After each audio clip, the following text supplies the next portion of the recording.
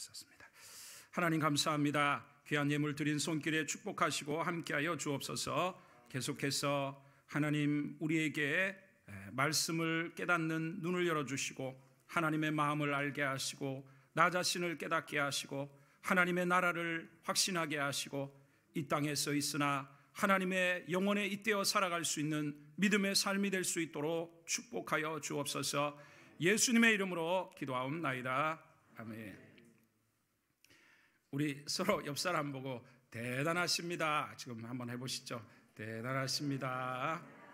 네. 네. 그렇죠. 이게 뭐 지금 어려운 이거 하는 나도 힘들지만 여러분도 매일 저녁마다 또 쉬운 내용은 아니잖아요. 또 많은 내용들을 또 한꺼번에 하고 있으니까 여러분 하여튼 대단하십니다.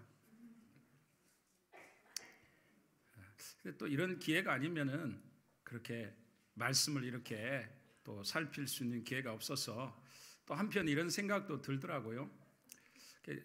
이렇게 준비하는 과정은 참 어렵습니다. 사실은 이 많은 내용들이나 이런 것들을 해야 되니까. 그렇지만 가치가 있는 일이다 이런 생각이 듭니다. 우리 성도들이 좀 더 말씀에 눈이 열려지고 하는 계기들이 되니까, 그래서 앞으로 교회가 더 말씀으로 많이 성도들을 섬길 수 있는 귀한 은혜가 있도록 또 기도해 주시기를 바랍니다. 자, 그래서 우리 이 하나님의 법 속에는 하나님의 성품이 담겨 있다 그랬어요. 하나님이 어떤 분인지, 또 하나님이 우리가 어떠하기를 원하시는지 그 마음이 이 법 속에 담겨져 있다는 것입니다. 자, 우리 계속해서 이어갑니다. 이제 20장. 자, 20장 아직 안 끝났죠. 20장 18절로 21절까지 내용에 이제 그렇게 하나님께서 이제 나타나셨을 때 이스라엘 백성들의 이 반응이 나옵니다. 자, 우리 18절로 20절의 내용을 읽겠습니다. 시작. 뭇 백성이 우레와 번개와 나팔 소리와 산의 연기를 본지라. 그들이 볼 때에 떨며 멀리 서서 모세에게 이르되 당신이 우리에게 말씀하소서. 우리가 들으리이다. 하나님이 우리에게 말씀하시지 말게 하소서. 우리가 죽을까 하나이다. 모세가 백성에게 이르되 두려워하지 말라. 하나님이 임하심은 너희를 시험하고 너희로 경외하여 범죄하지 않게 하려 하심이니라. 사람에게는 죄성이 있죠. 그렇죠? 사람은 이렇게 편안하게 대해주면 우리 마음속에는 함부로 대하려는 것도 있습니다. 그렇죠? 우리 경험 속에도 사람은 굉장히 상대방이, 그래서 이런 공무원들도 어떤 문제를 처리해 줄 때 아주 점잖게 대해주는 사람을 더 잘해줘야 되는데, 그런 사람은 어때요? 그하고 막 매일마다 가서 악쓰고 막 이런 사람은 어떻게 해요? 더 잘해줘. 왜? 계속 또 와서 또 악쓸 거니까. 그러니까 이게 성경 말씀에 인간에게 지혜를 가르치는 말씀이 잠언입니다. 그 잠언의 가장 핵심이 뭐냐면 하나님을 경외하는 것이 지혜의 시작이라는 거예요. 사람이 하나님을 두려워할 수, 그 두려움은 공포가 아닙니다. 옛날에 보세요. 우리가 할아버지를 두려워한다는 게 뭐 그 할아버지를 막 무서워서 공포에 뜨는 겁니까? 두려움도 있지만 존경심도 있는 거예요. 할렐루야. 그러니까 경외한다는 것은 막 공포가 아닙니다. 하나님을 두려워하지만 하나님을 존경하기도 하는 거예요. 아버지를, 좋은 아버지를 생각해 보세요. 위험도 있지만 사랑도 있잖아요. 그게 하나님의 본질적인 모습입니다. 그래서 사람이 이 죄를 떠나는 것이 뭐냐? 하나님을 두려워해야 죄를 떠난다고 잠언은 말씀하고 있다는 것입니다. 할렐루야. 그러니까 왜 하나님이 이렇게 무서운 모습으로 저들에게 하나님의 위엄을 보여줬는가? 뭐 하라고? 하나님이 저들을 막 공포에 떨게 해가지고 막 어떻게 하려는 게 아니라 하나님이 어떤 분이신지를 깨달음으로 인해서 저들이 뭐 하지 않도록 자기 자신을 조심하고 하나님의 말씀대로 순종함으로 인해서 뭘 받게 하려고? 복을 받게 하고 하나님의 백성으로서 가치 있는 삶을 살게 하기 위해서 그걸 보여줬다고 말씀하고 있다는 겁니다. 할렐루야. 그래서 요셉과 같은 그런 사람도 그 애굽의 보디발의 집안에 가가지고 정말 가정 총무가 되고 자기 주인이 얼마나 신임을 했는지 모든 걸 다 맡겼잖아요. 그렇지만 어떻게 해요? 그러니까 젊은 애가 막 마음대로 할 수 있잖아요. 그리고 뭐 자기가 잘못했나요? 보디발의 아내가 자꾸 와가지고 요셉이 잘생기고 했으니까 어떻게 해요? 야, 나랑 동침하자 자꾸 오는데 요셉이 그렇게 합니까 안 합니까? 아무도 보는 사람이 없어도 어떻게 해요? 뭐라고 돼요? 하나님이 나를 보고 계신다는 거예요. 할렐루야. 그건 요셉이 비록 종으로 팔려갔어도 얼마나 하나님을 의지하고 하나님 앞에 살았는가를 알 수 있습니다. 인간이 무너지는 것은 아무도 보는 사람이 없다고 생각할 때 무너지는 겁니다. 우리 예수 믿는 사람은 늘 깨어서 누구 앞에서가 아니라 하나님이 나를 지켜보고 계시고, 그래서 여러분 구약 성경을 우리가 새벽에도 이어가면서 뭘 합니까? 사람은 나랑 이렇게 좀 친하면 그 사람이 좀 그게도 눈 감아주고 그러잖아요. 그런데 하나님은 아무리 하나님께 친해도 아까 제사장도 죽여버리잖아요. 그러니까 하나님 앞에서 아무리 그 사람이 무슨 신분이 뭐고 어떻든 간에 하나님 앞에 범죄하면 하나님은 자기 하나님을 섬기는 성전도 하나님의 손으로 버려버리고 자기 백성도 버려버린다는 거예요. 할렐루야. 그러니까 하나님 앞에 무슨 말이에요? 하나님 앞에 중요한 건 내가 오늘 하루 바르게 살고 못 살았으면 회개하고 하나님 앞에서 두렵고 떨림으로 살아갈 때 내 가정도 지켜지고 내 인생도 지켜지고 결국은 하나님의 복을 받는 사람으로 우리가 세워지는 줄 믿습니다. 할렐루야. 자, 그렇게 이제 넘어갑니다. 자, 이제 구체적으로 이제 아까지는 헌법처럼 10개의 계명을 줬다면 이걸 이제 그 시대에 맞게 세부적으로 쭉 내용이 나옵니다. 그런데 기가 막혀요. 이 지금으로부터 3,500년 전에 하나님이 어떻게 이런 말을 주셨을까 할 정도로 기가 막힌 하나님이 어떤 분이신지, 야, 하나님 대단하신 분이고 하는 게 이 법 속에 들어있다는 것을 느낄 수가 있습니다. 자, 우리 살펴보겠습니다. 자, 그 다음에 이제 쭉 넘어가서 자, 먼저 제단에 관한 법이 나옵니다. 읽습니다. 시작. 여호와께서 모세에게 이르시되 너는 이스라엘 자손에게 이같이 이르라. 내가 하늘로부터 너희에게 말하는 것을 너희 스스로 보았으니 너희는 나를 비겨서 은으로나 금으로나 너희를 위하여 신상을 만들지 말고 내게 토단을 쌓고 그 위에 내 양과 소로 내 번제와 화목제를 드리라. 내가 내 이름을 기념하게 하는 모든 곳에서 내게 임하여 복을 주리라. 아멘. 하나님은 지극히 존귀하시고 거룩하신 분이신 줄 믿습니다. 할렐루야. 그러니까 인간이 뭔가를 집어넣는 순간 하나님의 지존하심이 깨져, 거룩이 깨져.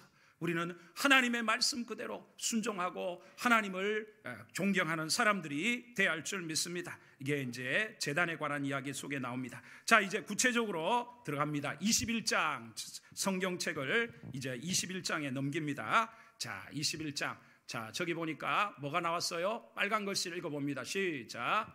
히브리 종들에 관한 규정들. 그렇죠. 이런 거를 이제 봐야 이게 이제 내용이 구분이 돼요. 안 그러면 이거 다 뒤섞여 가지고 뭐가 뭔지 모르잖아요. 이제 히브리 종들, 그러니까 어떤 사람들 같은 동족 중에 가난해져 가지고 남의 집에 종으로 팔리는 일, 지금으로부터 3,500년 전이니까 그런 일들이 있었다 이 말이에요. 자, 그런데 기가 막힌 내용이 나옵니다. 자, 읽어보겠습니다. 첫 번째 거 시작. 내가 히브리 종을 사면 그는 6해 동안 섬길 것이요 7째 해에는 몸값을 물지 않고 나가 자유인이 될 것이며. 또 빨간 글씨도 읽겠습니다. 시작. 상전이 그를 데리고 재판장에게로 갈 것이요 또 그를 문이나 문설주 앞으로 데리고 가서 그것에다가 송곳으로 그의 귀를 뚫을 것이라. 그는 종신토록 그 상전을 섬기리라. 여러분, 이런 일이 있습니까? 옛날 시대에 사람은 욕심이 있는데 종을 내가 그 사람을 종으로 샀으면 영원토록 부려먹으려 하지. 그런데 하나님은 뭐라고 그래요? 히브리 사람을 종으로, 그 사람이 가난해서 종으로 팔렸을지라도 6년 동안만 부릴 수 있고 7년째가 되면 어떻게 해줘야 돼요? 자, 이걸 따라합니다. 안식년. 그러니까 7년째가 되면 무조건 이스라엘 사회에서는 종들을 어떻게 줘야 돼요? 그냥 값없이 해방을 시켜줘야 돼요. 야, 할렐루야. 참으로 하나님은 이 속에 뭐가 담겨 있느냐? 다 결국은 그 히브리 사람들, 종이 되었던 가난한 사람이었던 모든 사람이 실상은 누가 주인이시고 누구의 것이라는 거예요? 하나님 것이라는 거죠. 할렐루야. 자, 하나님의 것이에요. 다 우리는 교회 안에서도 마찬가지예요. 우리가 내가 가난하다고 쫄지 마시기를 바랍니다. 내가 병들었다고 쫄지 마시기 바랍니다. 내가 나이가 많다고 쫄지 마시기 바랍니다. 보세요. 한나라 왕의 공주가 나이가 많다고 공주가 아닙니까? 아이고, 우리가 누구예요? 하나님 아버지의 딸이고 하나님의 자녀인 줄 믿습니다.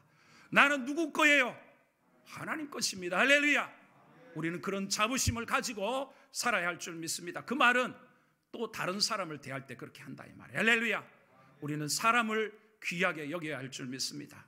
물론 지도자들로 귀하게 여기지만 또 가난하고 힘든 사람도 내가 가졌다고 해서 사람 무시하지 말고, 내가 힘 있다고 무시하지 말고, 다 교회 안에서도 교회 안에서도 어떤 사람은 가난하고 어떤 사람은 부유해요. 그럼 가난하다고 사람 멸시해요?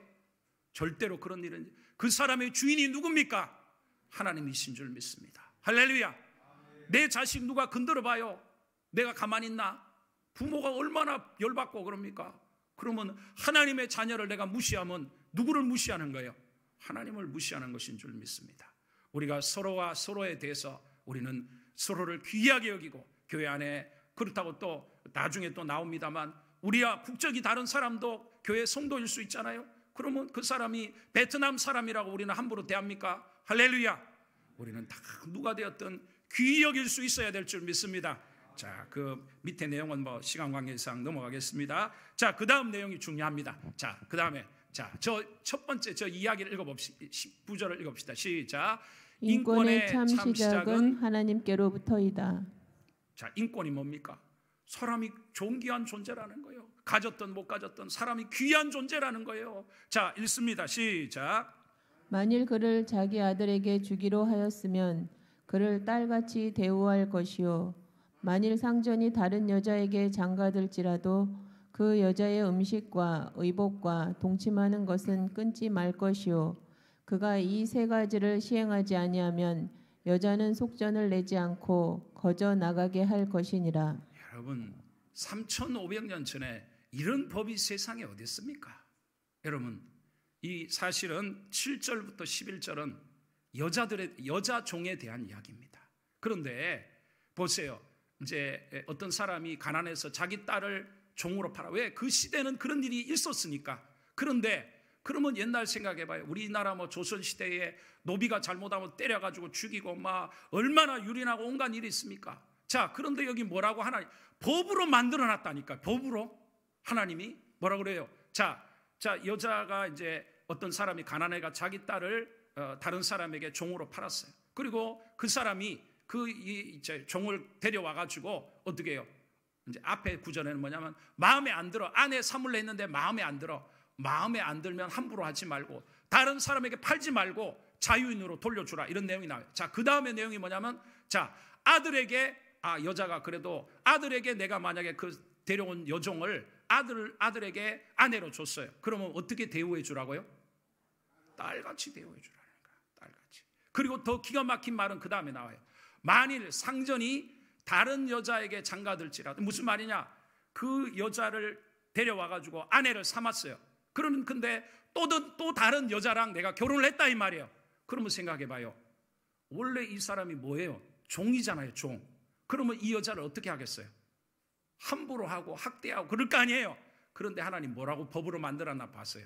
자, 내가 이 여자가 싫어. 별로 마음에 안 들어. 마음에 안 들지라도 그 여종에게 어떻게 하라는 거예요? 그 여자에게 뭐 끊지 말라고요? 세 가지. 음식, 의복, 그리고 뭐요? 동침하는 거. 이걸 뭐로 만들어놨다고요? 법으로 이런 법이 어디 있어요, 세상에? 기가 막힌 거 아니에요? 이렇게 한 여종의 종으로 팔리는 사람의 인권을 3,500년 전에 이렇게 그게 주는 세상의 법이 어디 있습니까? 할렐루야. 진정한 인권은, 왜? 하나님보다 인간을 사랑하는 사람이 존재가 어디 있어요? 하나님보다 인생에 대한 것이 더 강한 분이 어딘지 이 말이야. 그럼 기가 막히죠. 이걸 법으로 이걸 어기면 어떻게 돼요? 법을 어긴 것이 된다 이 말이에요. 할렐루야. 참, 그 말은 우리가 이런 것들을 오늘 이 시대는 뭐 종이나 이런 게 없잖아요. 그러니까 이걸 그대로 하지 않지만 이 속에 담겨 있는 건 뭐예요? 담겨 있는 것. 가정 안에서도 그렇고 우리가 어떻게 해요? 사람을 귀하게 여기고 내가 마음에 안 들지라도 어떻게 해요? 그 사람에 대한 기본적인 도리를 다 해줘야 된다 이거예요. 할렐루야. 자, 그런 일이 이 세상 속에 얼마나 무시하고 별의별 일이 세상에 다 있습니까? 우리는 고귀한 삶을 살아야 할 줄 믿습니다. 자, 그 다음에 이제 또 넘어가 봅시다. 자, 그 다음에는 이제 두 번째 넘어가서 빨간 글씨 읽을게요. 시작. 사람을 향한 각종 폭력에 관한 법. 12절부터 32절에는 여러 가지 폭력에 관한 구체적인 내용이 나와요. 자, 일반 한번 읽어봅시다. 12절 시작. 사람을 쳐 죽인 자는 반드시 죽일 것이나 만일 사람이 고의적으로 한 것이 아니라 나 하나님이 사람을 그의 손에 넘긴 것이면 내가 그를 위하여 한 곳을 정하리니 그 사람이 그리로 도망할 것이며 사람이 그의 이웃을 고의로 죽였으면 너는 그를 내 제단에서라도 잡아내려 죽일지니라. 아멘. 하나님은 공의의 하나님이신 줄 믿습니다. 또한 자비의 하나님이신 줄 믿습니다. 그러니까 세상에는 얼마나 그런 불의한 일이 많아요. 억울한 일이 많습니까? 사람이 사람을 죽이는데 고의적으로 남을 해하는 거, 기다렸다가 남을 죽인다든가 막 이런 사람은 용서가 있어요, 없어요? 없어. 아무리 하나님 제단에 가도 그 사람은 죽여. 그러나 사람이 실수로 살다가 내가 고의가 아닌데 실수로 죽였을 수 있잖아요. 그렇죠? 근데 이 사람에게는 뭘 줘요? 이 사람이 살 수 있는 길을 열어준다는 거예요. 할렐루야. 하나님은 그런 분이신 줄 믿습니다.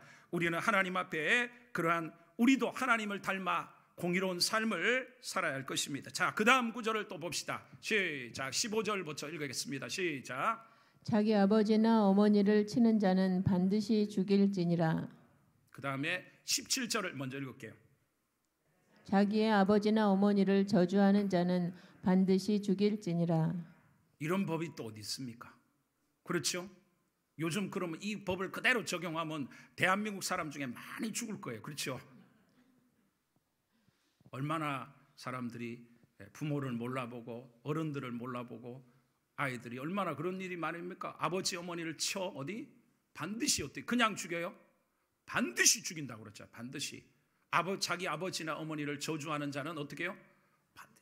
그러면 저나 여러분이나 여기 있는 저희들도 어떻게 해요? 다 벌써 죽었어야 돼요.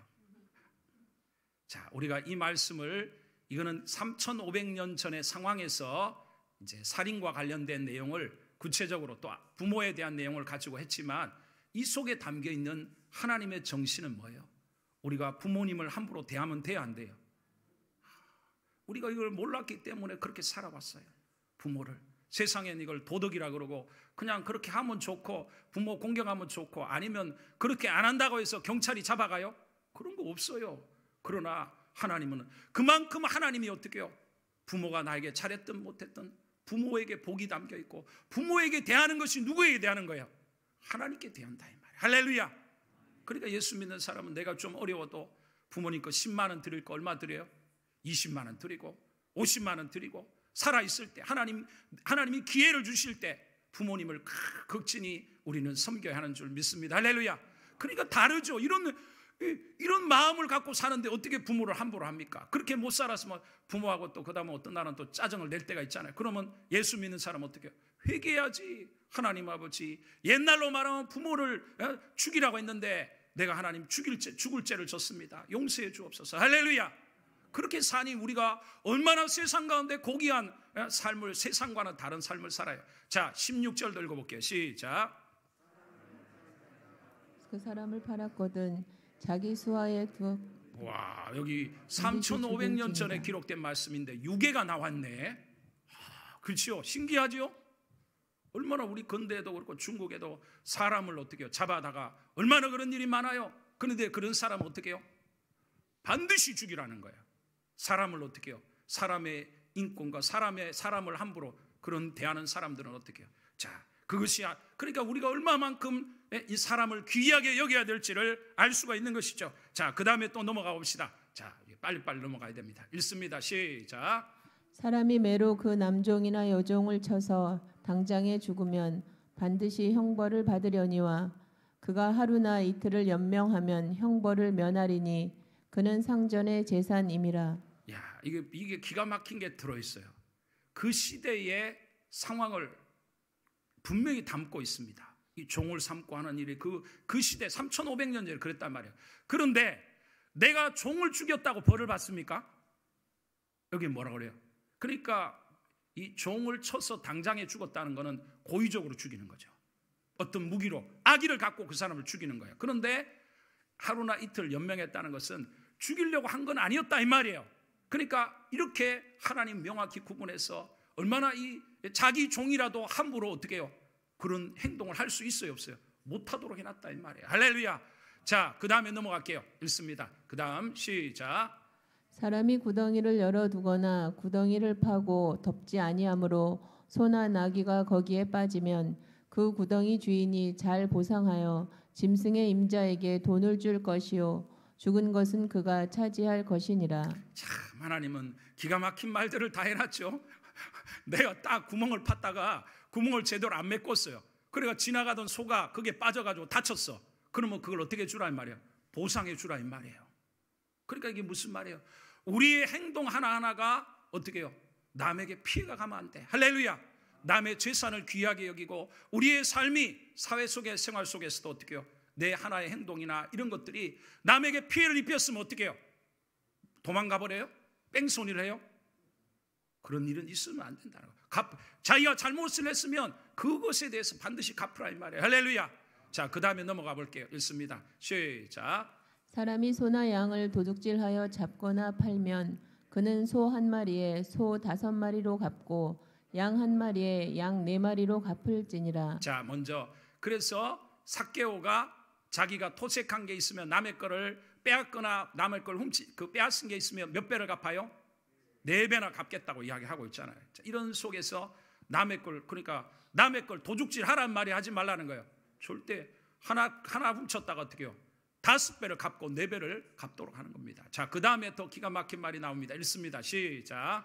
도둑이 뚫고 들어오는 것을 보고 그를 쳐 죽이면 피 흘린 죄가 없으나 해돋은 후에는 피 흘린 죄가 있으리라. 도둑은 반드시 배상할 것이나 배상할 것이 없으면 그 몸을 팔아 그 도둑질한 것을 배상할 것이요. 야, 그러니까 이런 것도 마찬가지요. 깜깜한 중에 도둑이 들어오는 걸 가지고 도둑을 때려서 죽였어요. 그러면 죄가 없어. 정당방위야. 그런데 날이 훤한데 도둑이 들어온 걸 때리면 뭐가 있다는 거예요? 죄가. 이게 언제 말씀이에요? 3,500년 전에. 자, 하나님 말씀이 기가 막히죠. 하나님이 그런 분이에요. 그런 분이라는 겁니다. 할렐루야. 자, 우리 넘어가겠습니다. 그 다음에 또 넘어갈게요. 읽습니다. 시작. 사람이 낙이나 소나 양이나 다른 짐승을 이웃에게 맡겨 지키게 하였다가 죽거나 상하거나 끌려가도 본 사람이 없으면 두 사람 사이에 맡은 자가 이웃의 것에 손을 대지 아니하였다고 여호와께 맹세할 것이요 그 임자는 그대로 믿을 것이며 그 사람은 배상하지 아니하려니와. 이제 이런 내용이 여러 가지가 나오는데, 그러니까 하나님은 공정하고 공평하시고 합리적이고 아주 그러신 분이라는 게 다 나와요. 그런데 이제 남의 소나 양을 맡았는데 이게 다쳤어요. 그런데 아무도 본 사람이 없어. 그러니까 이게 누가 뭔지를 어떻게 할 수 없는 상황이 됐잖아요. 재판관이 조사해도 소용이 없어. 그럴 때 어떻게 하고 있어요? 하나님께 맹세한다는 거예요.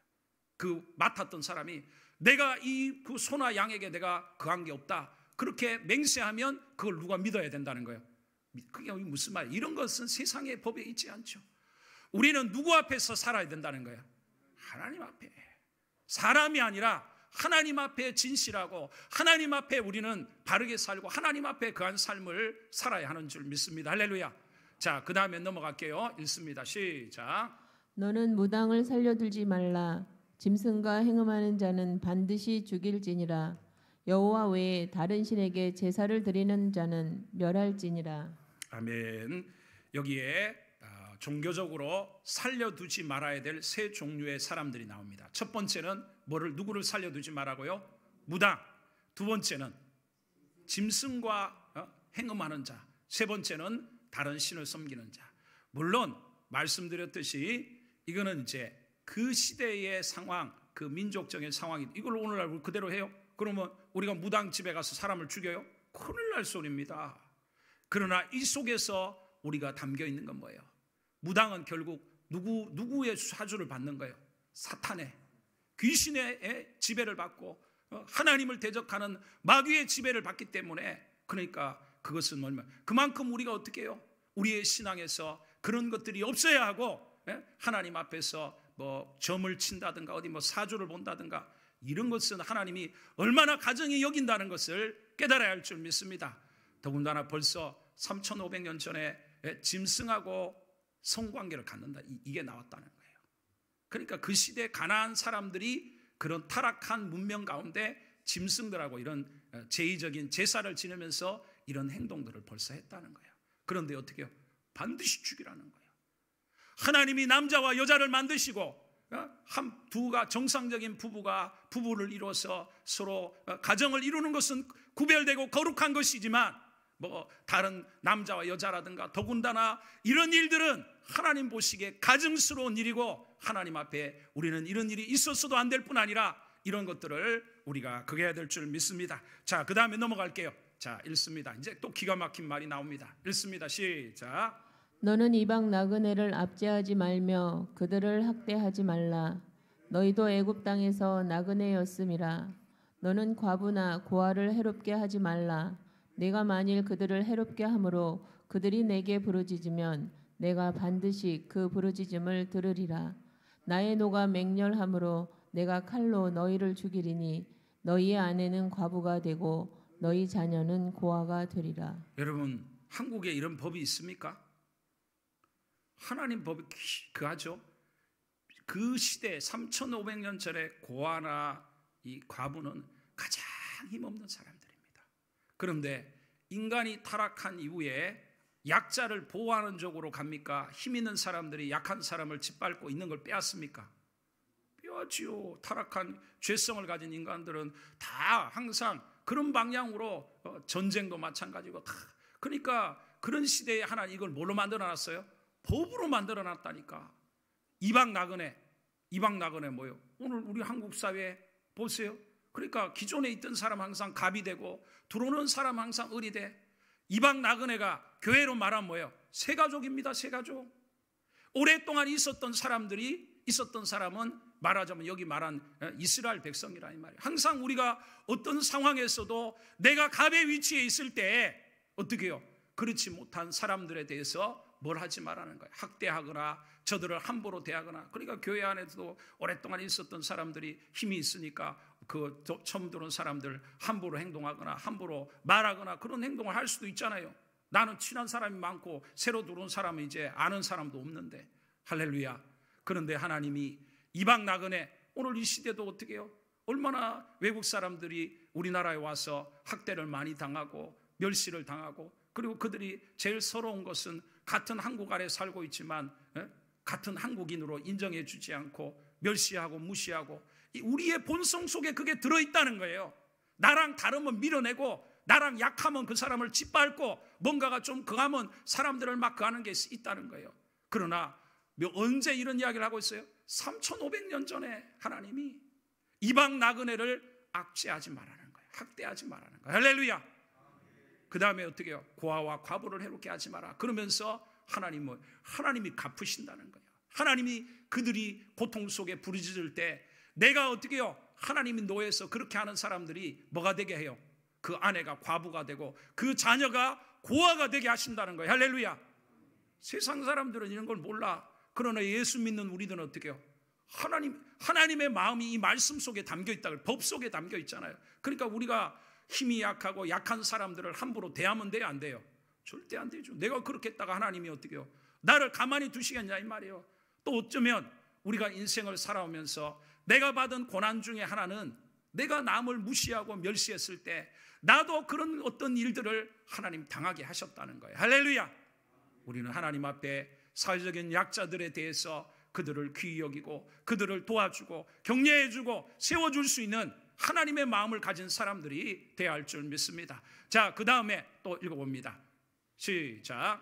내가 만일 너와 함께한 내 백성 중에서 가난한 자에게 돈을 구워주면 너는 그에게 채권자같이 하지 말며 이자를 받지 말 것이며 내가 만일 이웃의 옷을 전당 잡거든 해가 지기 전에 그에게 돌려보내라. 그것이 유일한 옷이라. 그것이 그의 알몸을 가릴 옷인즉 그가 무엇을 입고 자겠느냐.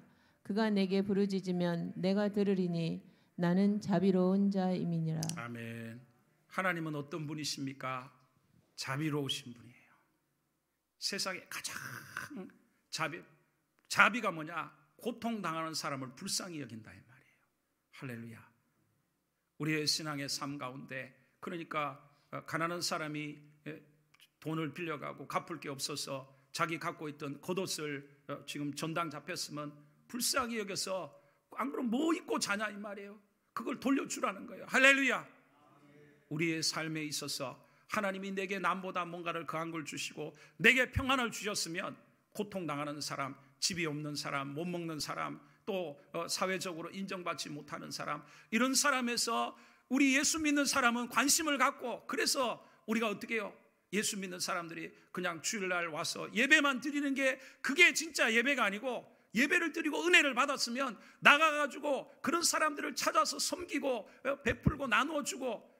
우리 어떤 그 베트남 그 섬기시는 나중에 언제 오셔서 간정도 한번 부탁하려고 하는데, 그러니까 이 베트남 그 오셔가지고 그 비자가 안 되고 그냥 그 있는 분 있잖아요. 근데 뭐 몸이 뭐가 문제가 생겨가지고 막 고름이 나고 이러는데 그걸 이분이 다 쫓아가서 섬기고 병원비까지 대주고 막, 야, 그 뭘 해주는 게 있다고 그분이 그렇게 해요. 할렐루야. 그게 주님의 사랑인 줄 믿습니다. 할렐루야. 우리의 신앙의 삶이 더 하나님이 기뻐하시고 하나님이 함께하는 사람이 되려면 하나님의 마음을 가지고 우리는 세상을 불쌍히 여기고 섬기고 베풀고 나눠주는 삶으로 우리 인생이 변화되어야 될 줄 믿습니다. 자, 그 다음에 넘어갈게요. 자, 또 읽습니다. 시작. 너는 재판장을 모독하지 말며 백성의 지도자를 저주하지 말지니라. 저를 한번 따라하겠습니다. 하나님은 질서의 하나님이시다.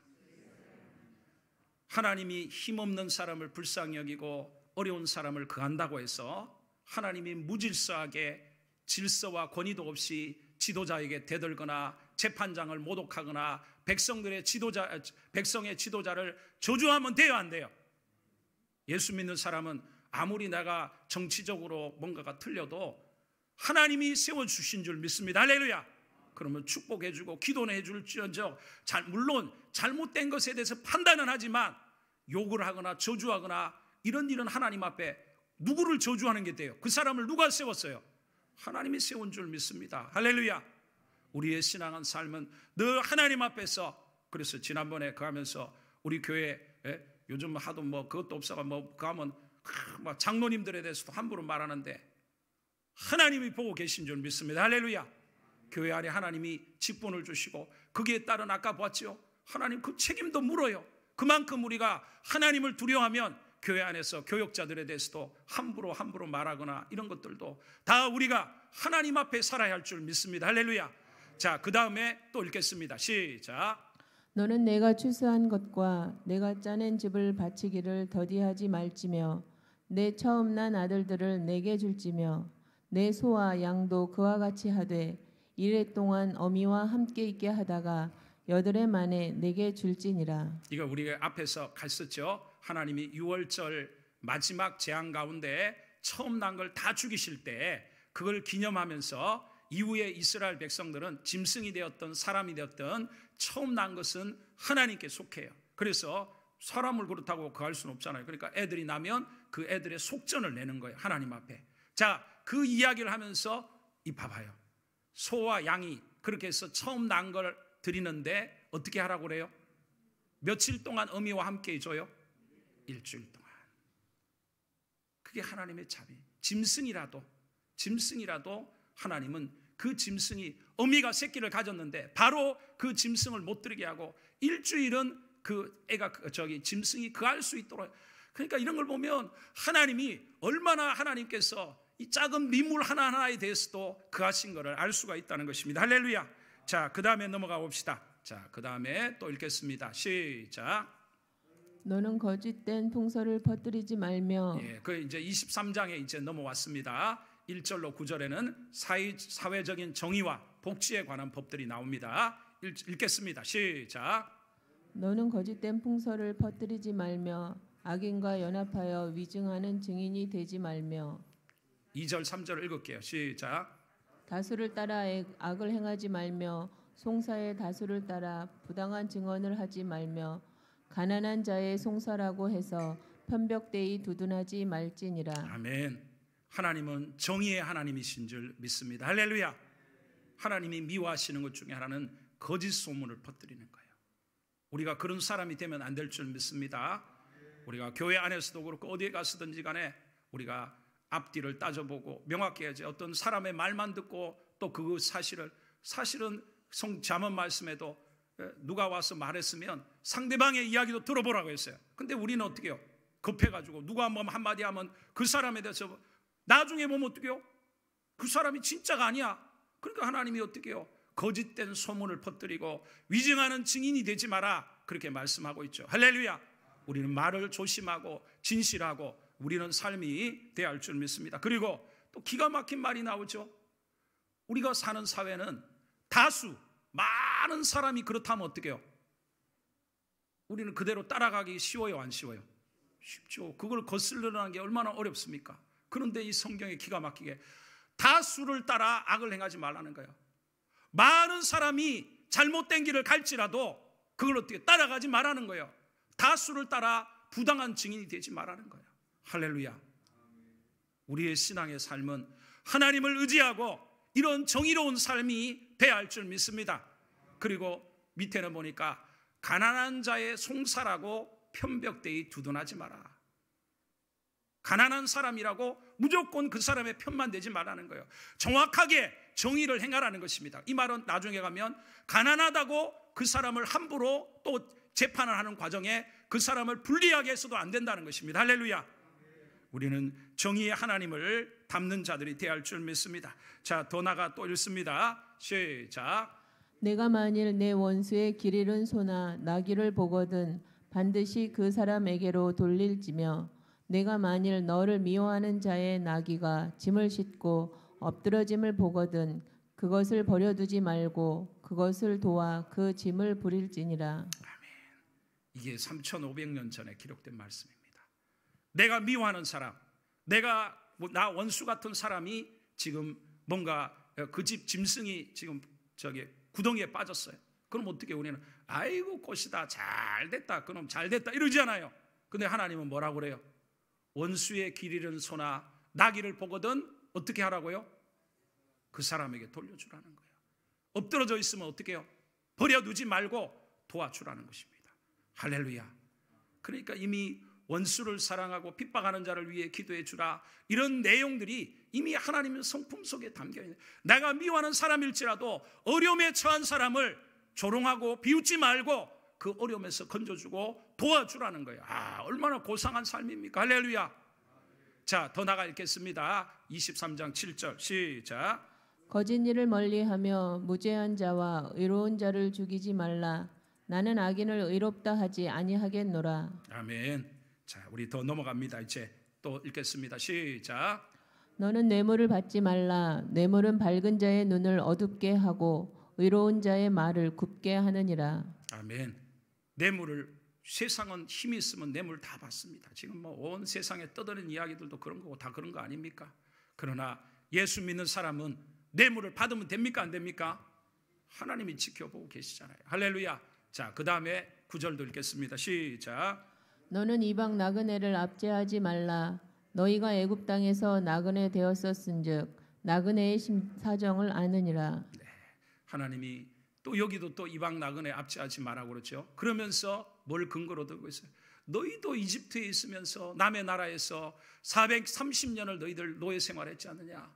근데 사람은 참 그한 건 자기가 그렇게 고생했으면 그런 상황이 되면 그게 해야 되는데 어떻게 해요? 시어머니가 자기가 고생 5배를 받았기 때문에 며느리한테는 몇 배를 줘요? 10배를 더 고생을 시켜. 이게 사람의 심술이야 이게. 그렇죠?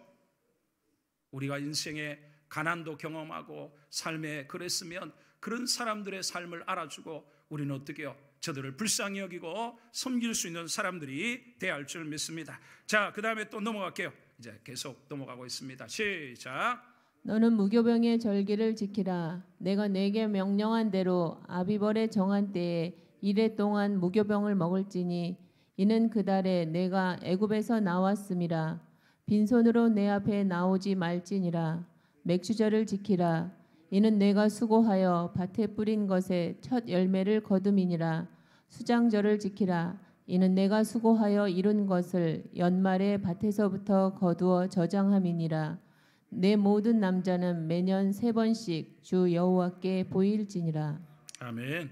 이스라엘의 이 3대 절기는 모든 이스라엘 사람들이 예루살렘 성전에 올라가서 반드시 절기를 지키도록 했습니다. 그래서 이게 오늘날 유월절, 무교절은 바로 예수님의 십자가의 죽음을 우리가 의미하고, 저 맥주절은 성령의 강림, 그리고 수장절은 마지막 예수님의 재림을 의미하고 있습니다. 또 우리가 이런 정신을 받아서 우리가 한 해를 돌아보며 내용이 뭡니까? 하나님이 곡식을 주고 인생을 주면 하나님 앞에 감사할 수 있는 것이 그게 믿음의 사람이라 말씀하고 있습니다.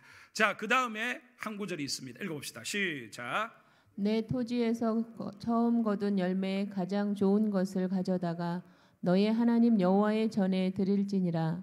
너는 염소 새끼를 그 어미의 젖으로 삼지 말지니라. 사람은 아주 타락하면 잔인해집니다. 그 새끼를 삼는데 어미의 젖으로 그 당시에 가나안 사람들이 그렇게 행동을 했다는 거예요.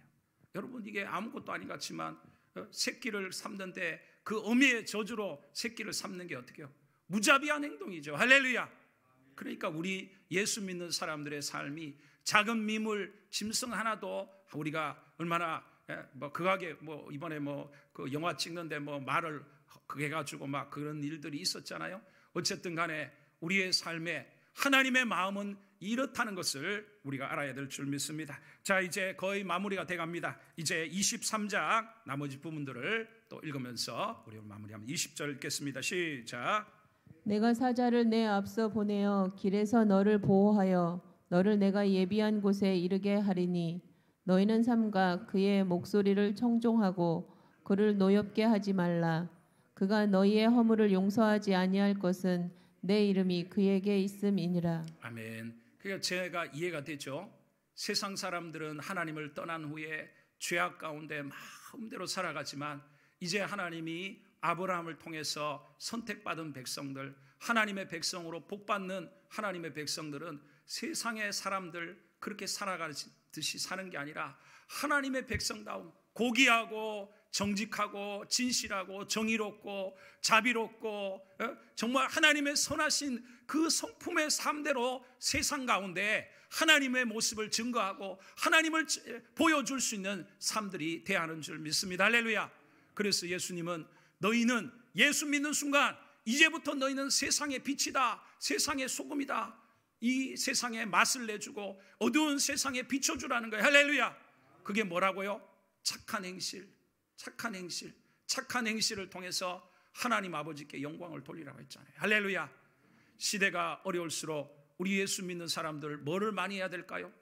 착한 일을 많이 해야죠. 착한 일을 많이 해야지. 이웃들을 돌아보고 어려운 사람들, 얼마나 소상공인들도 이런 그 내용들 나오는 거 보면 세상의 제도는 아무리 한편으로 치우치면 또 다른 쪽에 손해보고 고통당하는 사람이 생기고, 그게 주님이 다스리는 나라가 오면 그런 일은 없어집니다. 그러나 이 세상에 사는 동안은 얼마나 소상공인들도 막 보니까 고통당하는 사람들은 그냥 자살하기도 하고 얼마나 그런지 몰라요. 하여튼 우리가 이 세상 가운데 나는 평안하고 나는 문제가 없으니까 괜찮다고 여기지 말고 우리는 불쌍히 여기고 교회가 우리 성도들이 이웃을 돌아오고 할 수 있는 부분들을 찾아서 사람들을 섬기고 하나님의 빛을 세상에 나타내는 사람들이 되어야 할 줄 믿습니다. 할렐루야. 그렇게 하나님의 목소리를 청종하면 자, 그 다음에 이제 내용 또 읽어보겠습니다. 하나님이 어떻게 복을 주신다는 겁니다. 시작. 내 하나님 여호와를 섬기라. 그리하면 여호와가 너희의 양식과 물에 복을 내리고 너희 중에서 병을 제하리니 내 나라에 낙태하는 자가 없고 임신하지 못하는 자가 없을 것이라. 내가 너의 날수를 채우리라. 내가 내 위엄을 내 앞서 보내어 내가 이를 곳에 모든 백성을 물리치고 내 모든 원수들이 내게 등을 돌려 도망하게 할 것이며 내가 왕벌을 내 앞에 보내리니 그 벌이 히위 족속과 가나안 족속과 헷 족속을 내 앞에서 쫓아내리라. 아멘. 앞에서 하나님의 사자가 말하는 그 궁극적인 분은 누구겠습니까? 예수님이죠. 예수님. 할렐루야. 우리가 주님 말씀에 귀를 기울이고 순종하면서 살아갈 때 하나님께서 우리의 삶에 모든 생사화복이 다 하나님의 손에 있습니다. 할렐루야. 주님의 말씀대로 사는 자는 죽을 것 같아도 절대 죽지 않고 하나님이 그들의 인생에 복을 주시고 앞길을 열어주시고 하나님의 놀라운 은총과 은혜를 베풀어 주시는 줄 믿습니다. 자, 우리가 그러한 사람, 하나님의 말씀을 실현하고 세상 가운데 나타내는 사람들이 되어야 할 줄 믿습니다. 자, 그렇게 해서 넘어가겠습니다. 이제 24장 마지막, 이제 24장에 왔습니다. 자, 마지막 구절 우리 읽어보겠습니다. 시작. 모세가 피를 가지고 반은 여러 양푼에 담고 반은 제단에 뿌리고 언약서를 가져다가 백성에게 낭독하여 듣게 하니 그들이 이르되 여호와의 모든 말씀을 우리가 준행하리이다. 모세가 그 피를 가지고 백성에게 뿌리며 이르되 이는 여호와께서 이 모든 말씀에 대하여 너희와 세우신 언약의 피니라. 자, 이제 여러분들이 이제 그림을 알겠죠. 하나님이 이 타락한 세상 속에 아브라함을 부르시고 자기 백성을 하나님 삼으셔 그 후손을 번성케 하시고 하나님을 섬기는 하나님이 왕이 되시고 섬기는 백성들, 그들을 통해서 온 세계 만민들을 구원하실 뜻을 가졌는데 그게 이제 시내산 언약이죠. 시내산에서 언약이 뭡니까? 하나님의 법, 하나님 타락한 세상 속에서 하나님의 법을 지켜 하나님을 세상 가운데 나타내는 그런 삶을 잘 지켜 살면 하나님이 어떻게 해요? 하나님께서 들어가도 복을 받고 나가도 복을 받고 떡반죽이 그릇이 복을 받고 세계 만민 위에 뛰어나게 하시고 할렐루야. 그렇게 하나님이 복을 주시겠다고 약속을 했지요. 그러나 하나님을 버리고 하나님 말씀을 불순종 거역하면 나가도 저주를 받고 들어가도 저주를 받고 다 그렇게 말하면서 이 언약을 세울 때 하나님이 이 언약식에 뭐를 가지고 언약을 체결했다고요? 피로서 피. 수송아지를 잡아가지고 번제와 화목제를 드리게 하고 그 피를 가지고 먼저 어디에다가 뿌렸어요? 반은 제단에다가 뿌렸다 이 말이에요. 그리고 나머지 반은 누구에게? 백성들에게. 그러니까 이게 무슨 말이에요? 하나님과 백성 사이에 약속을 안 지키면 피는 뭐죠?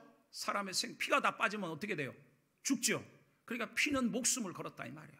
하나님이 안 지키면 하나님이 목숨을 거시고 백성들이 그 약속 하나님의 말씀대로 지켜서 하는 부분에서 약속을 안 지키면 목숨을 걸었다 이 말이에요. 할렐루야. 그런데 이 말씀이 그렇게 했어요. 그러면 하나님은 어떻게 해요? 이스라엘 백성들이 하나님 말씀대로 잘 지켜 살았으면 하나님이 자기 약속을 반드시 지키십니까? 안 지키십니까? 지키시죠. 그런데 이스라엘 백성들은 어떻게 했어요?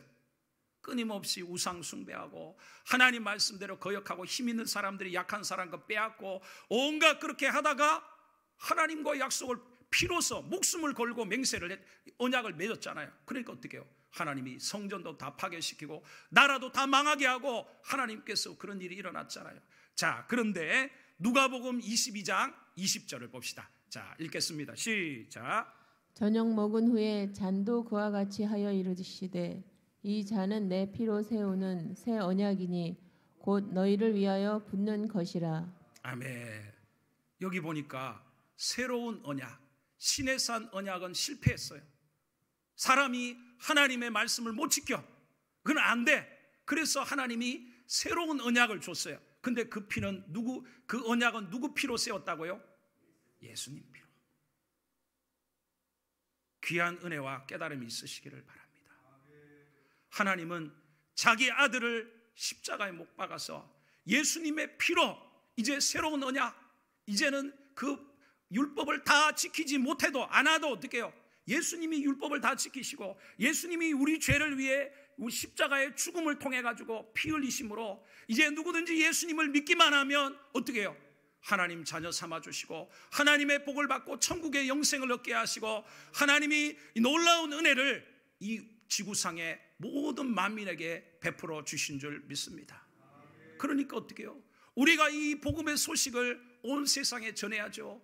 주변에 있는 사람들 다 어떻게 해요?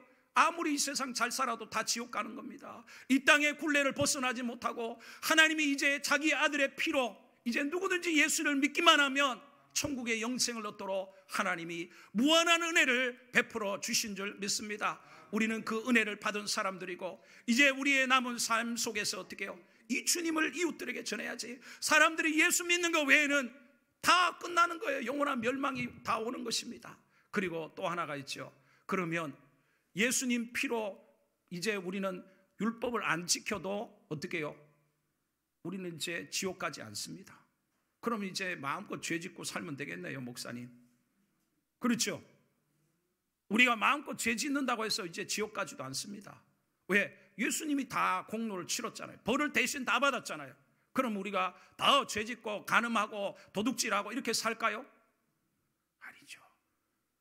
어떤 희생을 통해서 하나님이 자기 아들을, 하나님이 어떤 분이신데 공의의 하나님이신 그분이 자기 아들을 십자가에 못을 박아가지고 우리에게 값없이 천국의 영생을 주시고 하나님의 자녀가 됐는데, 그리고 우리가 지킬 수 있도록 성령의 능력을 주시고 우리에게 이제는 죄를 지어도 회개하면 용서받게 하시고 우리에게 이렇게 무한한 자유와 은혜를 주셨는데 우리의 남은 인생의 삶을 간음짓하고 온갖 죄짓고 남 학대하고 그렇게 살다가 우리가 주님 앞에 가야 되겠습니까? 우리는 그렇게 살 수 없는 줄 믿습니다. 우리는 이제 우리의 남은 인생을 살아도 주를 위해 죽어도 주를 위해 했고 이 세상 속에서 하나님의 말씀을 순종하고 이웃들을 돌아보고 선한 삶을 통해서 하나님의 은혜에 보답할 수 있는, 그리고 인간의 힘으로 할 수 없기 때문에 성령의 권능을 우리에게 입혀주시는 줄 믿습니다. 구약 백성들이 자기 힘으로 하나님 말씀을 지킬 수 없어요. 그래서 하나님이 성령님을 보내주시고 하나님의 능력을 힘입어서 우리가 말씀을 순종하고 이 원수를 사랑하고 이웃을 돌아보고 하나님의 뜻을 이룰 수 있도록 우리에게 하나님께서는 은혜를 주시는 줄 믿습니다. 우리가 말씀을 통해 하나님을 깨닫고 오늘 이번 이 사경부흥회를 통해 성령의 능력을 받아서 우리가 이 말씀대로 세상 가운데 하나님의 선하심을 보일 수 있는 그런 믿음의 삶을 살아야 할 줄 믿습니다. 기도하겠습니다. 하나님 감사합니다. 우리에게 더욱더 눈을 열어 하나님의 법을 깨닫게 하시고 아버지의 마음을 알게 하여 주시고 하나님의 사랑을 깨닫게 하여 주셔서 우리가 얼마나 말할 수 없는 사랑과 하나님의 은혜를 입어 이렇게 많은 죄를 짓고도 천국 백성이 되게 하시는 하나님의 은혜를 입은 자들이 우리들입니다. 이제 우리가 성령의 능력을 힘입어서 하나님의 십계명을 비롯하여 하나님의 말씀을 세상에 지켜 순종함으로 하나님의 선하심을 나타내고 하나님의 정의와 하나님의 모든 아름다운 역사들을 나타내서 세상에 제사장이 되고 사람들을 주께로 인도하고 세상의 빛과 소금이 될 수 있도록 도와주시옵소서. 예수님의 이름으로 기도하옵나이다. 아멘. 우리 시간 오늘 말씀을 생각하면서 말씀을 붙들고 기도하시기를 바랍니다. 여러분의 이번 사경부흥회를 통해서 여러분의 기도가 말씀을 붙들고 그 말씀을 이룰 수 있게 달라고 하나님 앞에 능력을 구하고 성령을 구하는 역사가 있기를 바랍니다. 이 시간 우리 주여 일창 외치고 간절히 기도하다